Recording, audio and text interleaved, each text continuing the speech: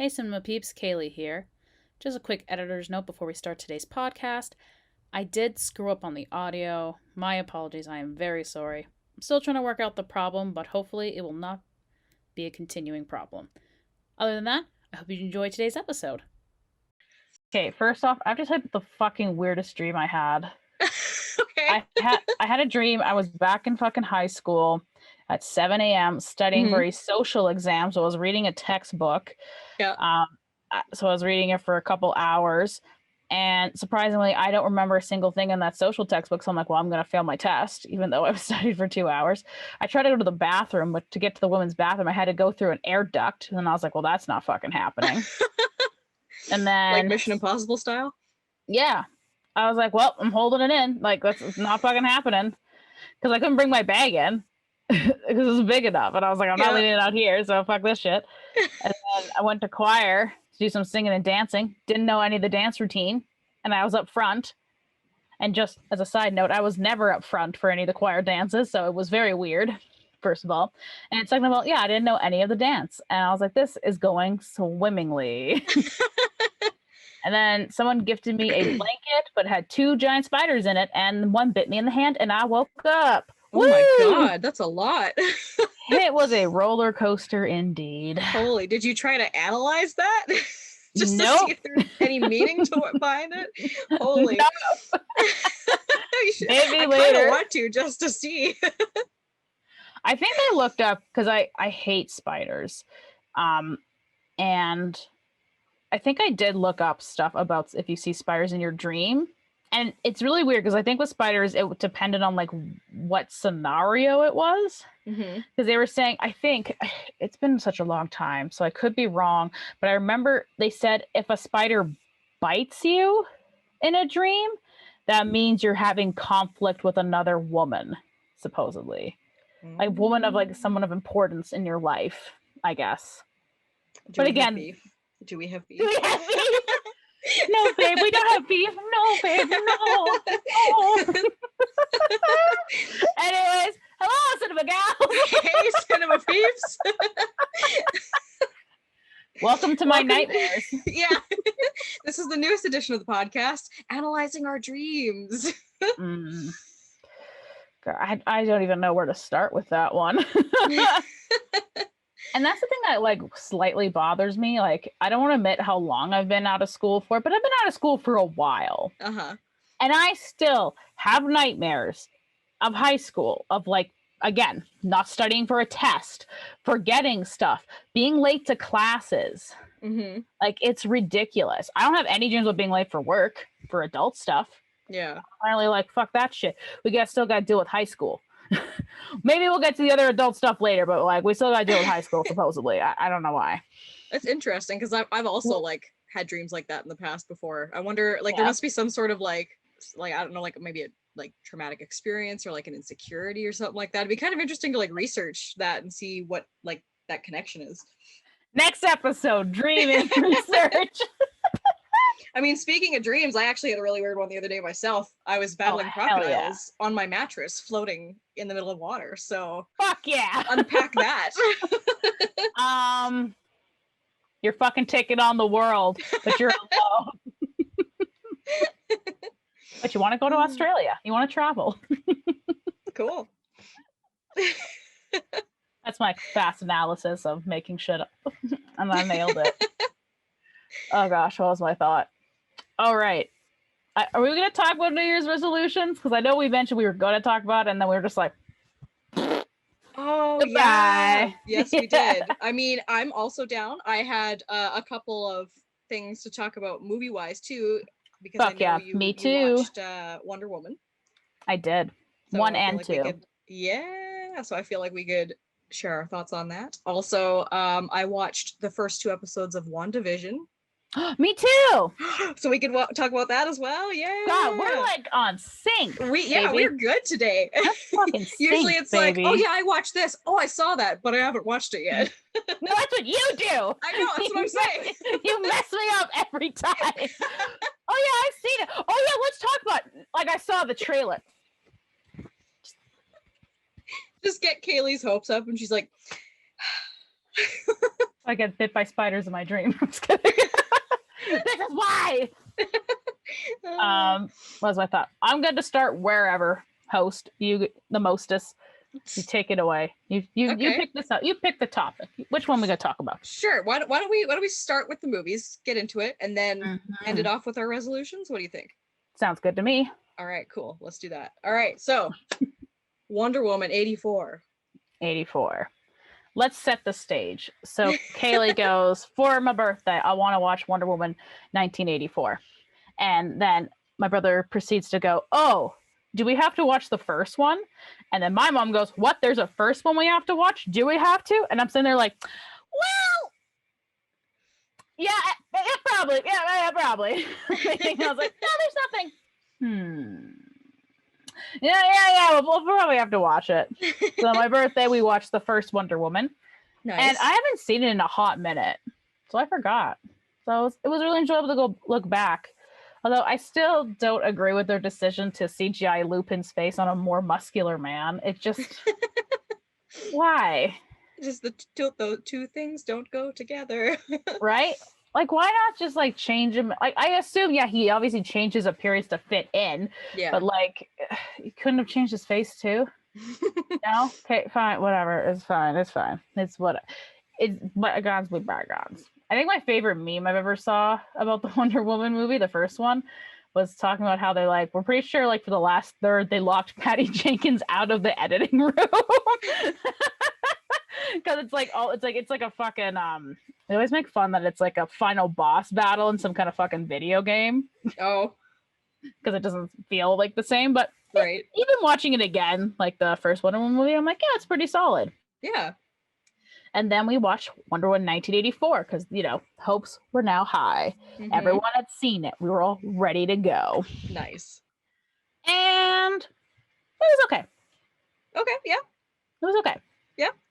I think my mom was saying, I think she said that she preferred the first one over the second one. Obviously, everyone's entitled to their opinion. Mm-hmm. But there was a lot of good shit in it. There's a lot of good shit. Like it looks fucking great. Mm-hmm. I enjoyed everyone's performances. I thought everyone did very well. I agree. Yep. I just found like there was just some parts that were just way too long. Yeah. And I was like, we get it. Like what? Be good. Let's fucking move along. Also, spoiler alert, if anybody hasn't seen Wonder Woman yet, surprise. Maybe skip this part. Surprise!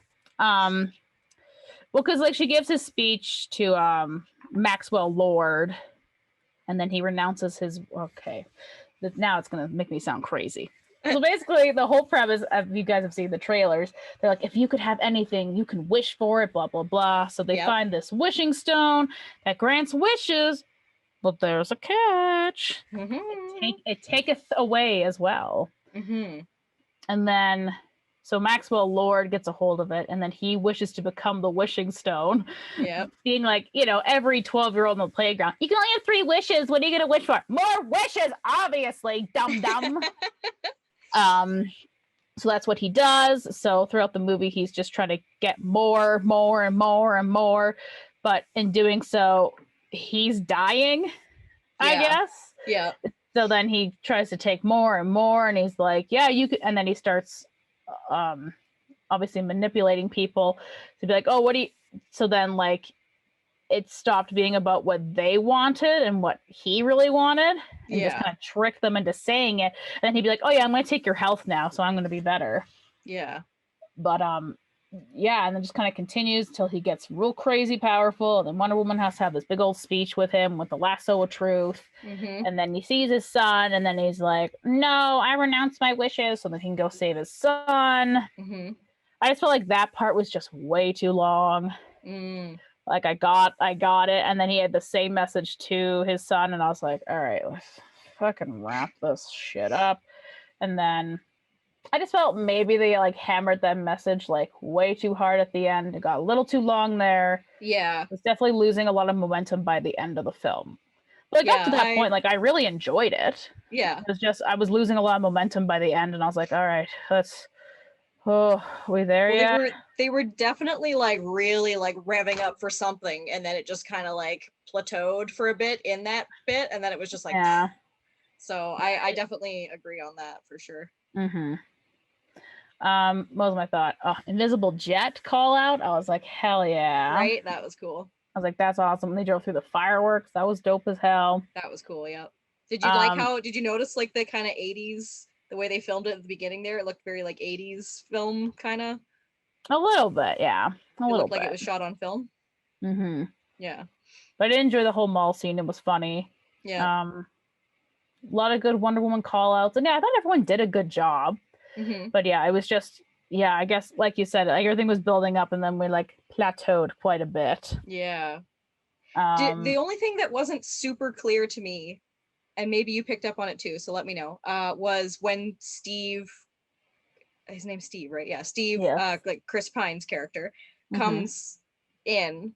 They didn't really like go too much into depth on like how he got there. I know she made a wish for him to be there, but then it was just kind of like this weird confusion of, well, how is he able to, oh well, he's in somebody else's body, we can see him, but it's somebody else. And it's like, I don't know, they never really played off of that too much. So like when this random guy like shows up and sees Diana and he's like, Diana, it's me, blah blah blah, and you're like, what's happening, what's going on? So that was just a little unclear to me, but I rolled with it. So yeah, same. Yeah, I don't know exactly like what that is for. I know my brother had mentioned offhandedly that that supposedly, because I remember watching one of the animated DC films, and like he is supposedly part of present day as well. So there is some sort of thing where he comes back or something along those lines, maybe. So I don't know if that's what the whole thing was with that, with the body switching, and that's how he comes back. But yeah, I don't know. That was kind of weird, but I guess it made sense because then we were joking the entire time. Well, how's he back? I was like, Mom, his bones. Like middle of London, he just fucking comes out of the ground. Oh, I'm back, Diana. Oh, so good. But yeah, I think overall, that was okay. Yeah, it was pretty good. Like especially for it being like one of the newest movie everyone's been able to see since the pandemic. It was pretty exciting. I liked it, and like the cool like competition at the beginning was kind of neat. Just like seeing her younger self and her determination and everything. What was the other thing I was? Oh yeah, we'll talk about this, and then I have one other thing afterwards. But yeah. Yes. I was just gonna say, my only comment with that is my parents did the classic thing when you're watching a movie, and she falls off her horse. Yeah. So that she doesn't hit the last golden circle thing. And my mom was just like, she didn't hit it. What's gonna happen? She didn't hit it. And I'm just sitting there and I was like, fuck, we are all watching the same film. Just everyone calm down. We're gonna get there.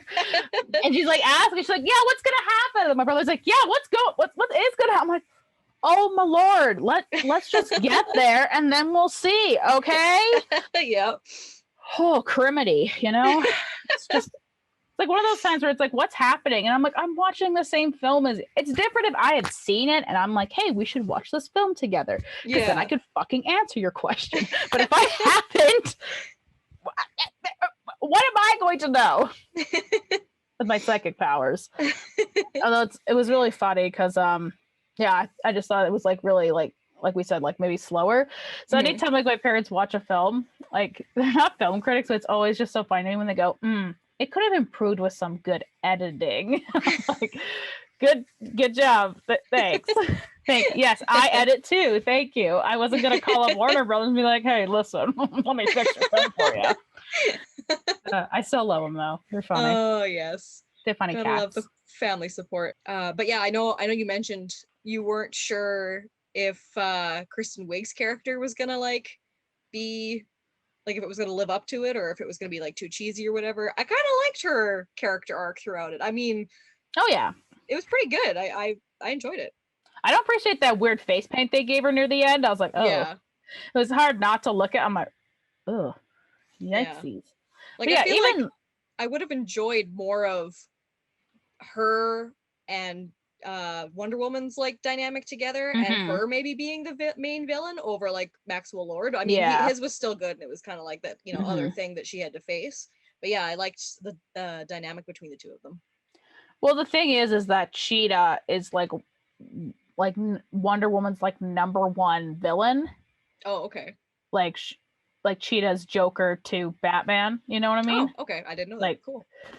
right. So I know like one of my friends was actually pretty excited too because she didn't know a whole lot. And she's like, oh yeah, and I know this, so it'll be interesting. But I actually don't know. I was gonna look it up before we started this podcast of what the actual origin of Cheetah was. I don't know. For some reason, actually, no, I'm not even gonna say it because I think I'm completely wrong. So I don't want to spread misinformation. But even just this adaptation alone, like I did like it, and even Maxwell, I liked it because they weren't like, I don't know, the cliche evil villain. I do evil because me evil. Yeah. You know, like they're evil because they're very flawed and what they believe is very flawed. Yeah, like I can't remember where I read it somewhere, but it was like there was basically like how to write a good villain, and the best way to create and write a good villain is to have their intentions be for good, but they're going about it in a wrong way. Yeah, and so when like you think Magneto. of like, yeah, exactly. When you think about every great villain out there, like Negan or like Ramsay from Game of Thrones or like this guy or whatever, like their intention is from a good place, what they think is good for them, like they're trying to avenge a family member, or like Max Lordy's trying to do something for his kid, or for him, trying to fulfill, he's been told no, you're not good, so he wants to be like this powerful thing. Negan, he just wants to protect his group, so he'll do anything, whatever it takes to protect his group, but he's going about it in the wrong way, and that's what makes him a great villain, right? Absolutely. I remember I read some, because I read a couple reviews after we finished watching the movie. And some of the ones, one commented that Max Lord was a discount Lex Luthor, which I thought was a little weird. I was like, I don't really think so, but whatever. Your opinion, not mine. And I noticed a lot of people did have positive things to say, but a lot of them seem to be comparing this one to the first Wonder Woman movie.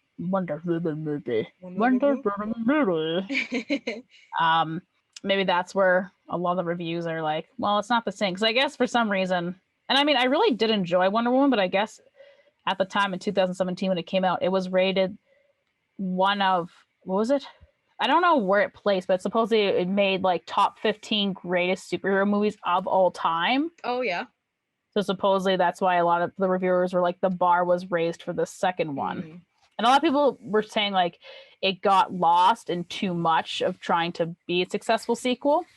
But even still, I enjoyed it. Yeah, like comparing it to, again, the really only thing I can compare it to is the DC shows that we watch on the CW. I felt it was probably about equal to that, because you still had enough good character dynamic between the people. There was a lot going on in this movie, like in the sequel, that they could have maybe unpacked differently or whatever. But yeah, I don't know. Overall I enjoyed it a lot. But yeah, ending too slow. I do enjoy the last cameo with Linda Carter. Yeah, that was good. That was cute. Yeah. But yeah, Wonder Woman 1984, worth a watch, but make sure you have some caffeine nearby near the end, because you're gonna need it. You're gonna need it. Yep. All right. Next up, WandaVision. WandaVision also came out on my birthday. Yeah. So I ended up watching it because my dad started watching it, and he was kind of telling me about it. I didn't really have that much of an interest at first. I was like, yeah, maybe I'll watch it if there's nothing else to watch. But then he started to kind of explain what was going on through it, and it piqued my interest a little bit more. So that's and how I ended up watching it. So yeah. Yeah, I just watched it because I was like, yeah, whatever, it's on. Yeah. Although not super important, but at the same, so they released the first 2 episodes, which I do appreciate, because that really kind of helped get the gears turning. Although when I was looking at IMDb, it said there might only be 9 episodes, so that kind of sucks. I was wondering about that. But yeah, at least do 10. Come on, 10's such a nice number. Just do 10. But whatever. Not up to me. But the other thing they also released that day was something called Legendary or Legends or something. Legends, yeah. Yeah, don't watch it. I don't know if it's already too late for you. Just don't watch it. It's literally just a compilation of clips from the movies. That's it. Okay. I thought at least there'd be some added commentary, but no, it is just that. You can find much better clip compilations on YouTube made by other people. Like, it's All just, right. I don't know. And again, it's on WandaVision because that's the new one. So I'm assuming when, what is it, the Winter Soldier and Falcon or whatever movie comes out, they'll probably do the same thing for those two guys. It just, if it was actually like some info, you know, even if it was like a little, because I think it was only 5 and 7 minutes, because it is just all the clips from the movies. Like, that's all it is. Like, I was more hoping it was like some sort of like a brief history maybe, or a brief bio of like, oh, this is what they were like in the comics, but here's how we introduced them into the cinematic universe, and check them out now in this show. Then I would have been like, okay, cool, but it wasn't. So just don't even bother. Just don't. Well, I wonder if they're maybe trying to use that as like the Cliff Notes version of like introducing certain characters that aren't super important or don't already have their own like solo movie. Because I mean, you've got how many Marvel movies to go through in order to kind of like catch up on the whole entire story. So I guess that must be like here's the condensed version of these two, so you can kind of understand what's going on, and you don't have to spend hours upon hours watching the movie. But I also feel at this point like you're watching WandaVision because you've watched all the films, right? Like, I get it's obviously, I think you have a good idea on the fact that they're just trying to help people get into it. But I don't know, at this point I can't imagine someone who just stumbles into the universe and goes, you know what, I'm just gonna watch WandaVision, or I'm just gonna do that. I'm not saying you should, like, when you come in you have to watch everything, because obviously fucking impossible, don't fucking do that. But still, it was very weird. But thoughts on WandaVision alone, though? I'm really liking it. I'm really liking it. Me too. It is very good. Highly recommend if anybody hasn't watched it yet. It's on Disney Plus. On the Plus. But of course, they left it off on the cliffhanger. Now they've transitioned into like color television, and I'm just like, into the 70s. I was like, please, I want to see the colors. But that'll be for next time, I guess. Or this Friday. Yeah, I think they can say that. Is it every Friday they're going to release? Every Friday? I don't know. Don't quote me. I just know Friday. Okay. I wonder if they're going to do 2 episodes at a time each time, or if it's now just going to be 1. It'll probably just be 1. I think they just did 2 just to kind of help ease people into it, which I think is a smart idea. Oh, yeah, totally. Yeah, I'm already digging like the weird, like subliminal. Oh my god, subliminal. Oh my god, what are words? Subliminal messaging, with Wanda. And so, and just based on that now, I think it is Wanda's trapped. Maybe not Vision per se, but I think it's Wanda. Yeah. And the little accents of red, you know, every so often was really fun. And I mean, nod to like Elizabeth Olsen, like, wow, I was really impressed with her performance throughout everything. Like, and all of them really, but just like, it's cool how they were able to embody that kind of like, behavior or attitude or energy that they had back in the day during those types of shows. Like, how some people would try to do that and it just like it doesn't fit, but she like really did a very good job embodying that. I also just like all the little nods to like everything. I like how the intro to every episode is probably going to be different and playing homage to like different eras of television, so I very much think that's awesome sauces. But yeah, even rewatching the trailer again when there's the people who are like, we're trapped here, are you here to help us too? So I do wonder if it was maybe a mission that went wrong, that she went to go save these people, or that they are people. Well, no, I was also wondering if they were people like that she knew, maybe in some weird capacity they're in this world. But I think there's a lot of fun ideas, and I can't wait for the next episode. Yeah, I watched a video that kind of like broke down a few of the Easter eggs here and there throughout the 2 episodes, and there was like one that's supposed to be like a nod towards the connection of like the newest Doctor Strange movie. I guess there's like a twin flames symbol on Vision's tie that has like some sort of connection to like the twins, either like something to do with Wanda, either like in the comics she has twins or something like that, or like because her and her brother were twins. There's something to do with twins, and then it has something to do with Doctor Strange. And then there was, what was the other one? Because I think they're supposed to be in Doctor Strange too, aren't they? I think so, yeah. I've already forgotten. Yeah, and there's the commercials in between, the one with the watch. Oh, Yeah. The guy's name, like that Strucker or whatever, he's the guy who's responsible for giving Wanda her powers and her brother. So it's like there's that connection. And I then did see the little Hydra symbol on it. yeah. So there's that. And then there's like the nod to like at the end of the first episode when you see like it kind of like cuts out to a guy watching it on TV. There's a symbol on like the notepad, I guess, that's like stands for the Sword Agency or company or whatever. And they're the company that deals with like extraterrestrial threats, not like earthly threats or whatever. Right. And then there was another one that they talked about, which I thought was kind of cool, how when Dottie and Wanda first like confront each other, there's that like scene with the radio and there's like the interference and stuff like that. But before the interference happens, the song that's playing on the radio is Help Me Rhonda by the Beach Boys. But it's like Wanda, help me Wanda, and like the name, like the song itself has like some sort of like connection between the story, so it's kind of neat, just all these little like nods to things they have. Yeah, that was an intense scene though too with her. Yeah, like, and even like the scene where the guy's choking in the first episode, and there's just that weird moment where she's like, "Vision, help," or like she just does it, and then it like resets, and they just forget, and they're like, "Oh yeah, everything's great," and you're like, ooh. Yeah, it's just a little unsettling. Yeah, because it's almost, I think maybe I'm crazy, like it's definitely shot differently. Oh yeah, like it breaks the, trying to stay true to like the old television setups to, so I think that's what makes it even more intense. Yeah, and just snaps back and it's like, all right, everything's good. You're like, is it? What? What just happened? Good? Is everything good?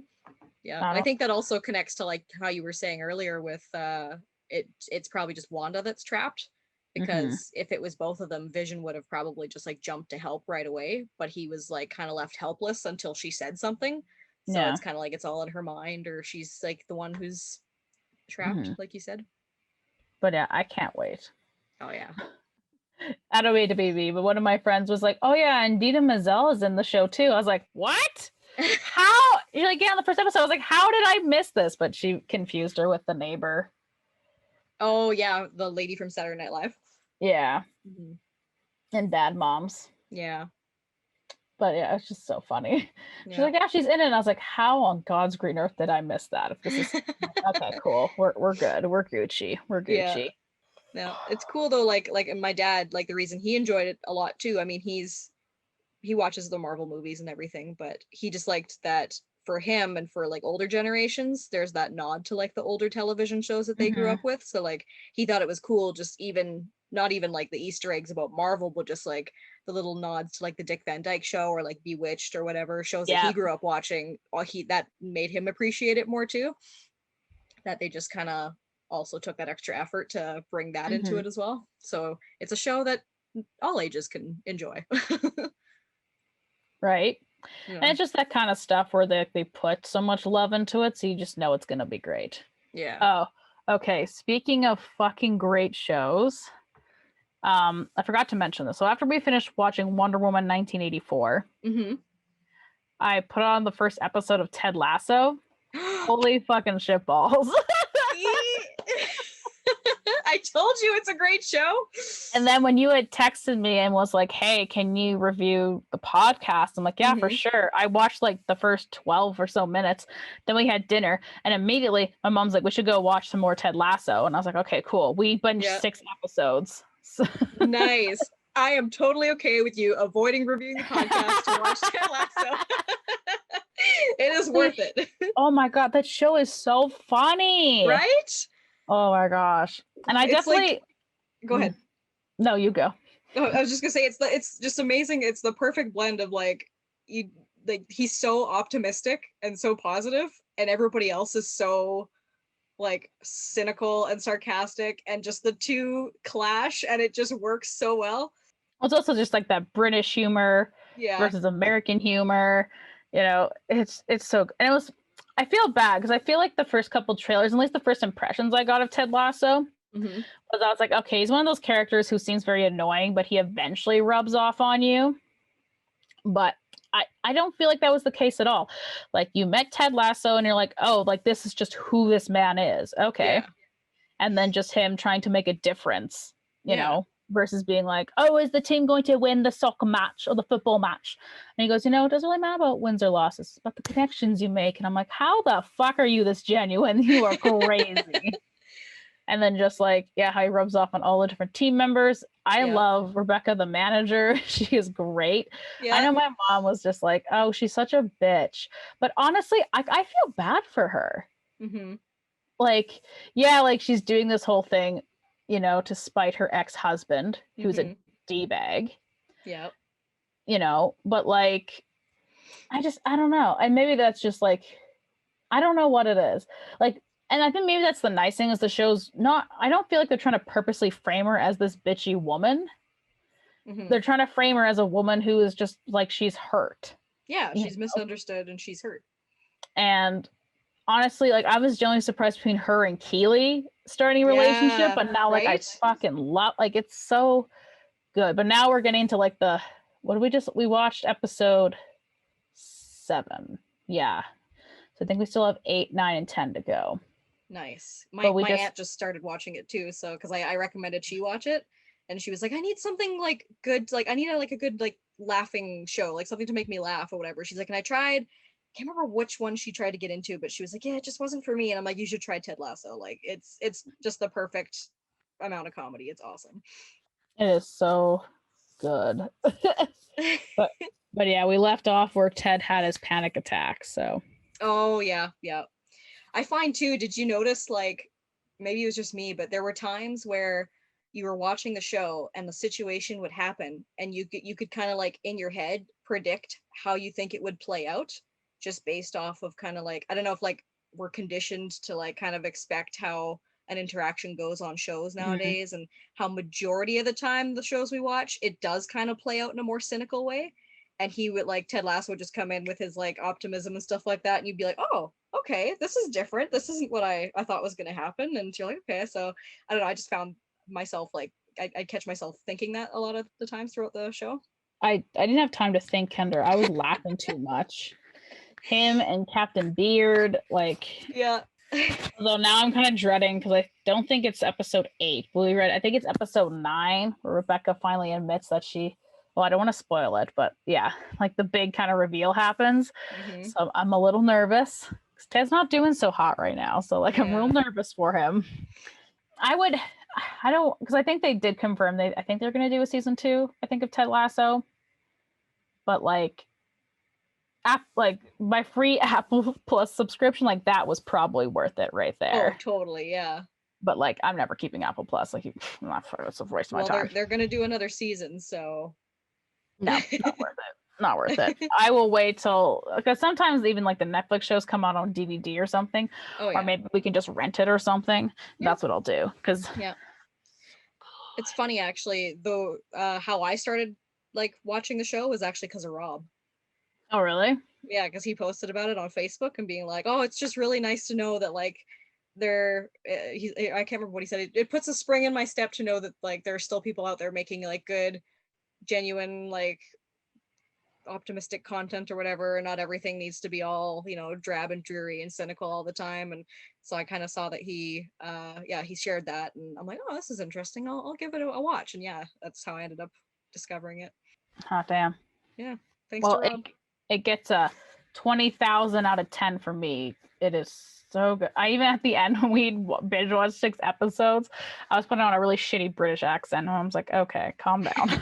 It was so good. Nice. Well, I'm glad you started watching it. I'm going to keep pushing it to everybody. I'm just going to be like, watch this. You have to watch this. You should market the show, though, as be like, listen, it's about a men's soccer team, and they're shirtless a good chunk of the time. And they're British. If you don't laugh, there they are. So then they're like, oh, I don't know what. And then they'll get kicked in the gut with the emotions and the laughter, and then they'll stick around. That's how you should have marketed it to me. I'm like, Kaylee, there's some shirtless soccer men, and then I would have been like, okay, that seems good. All right, next time I will remember that.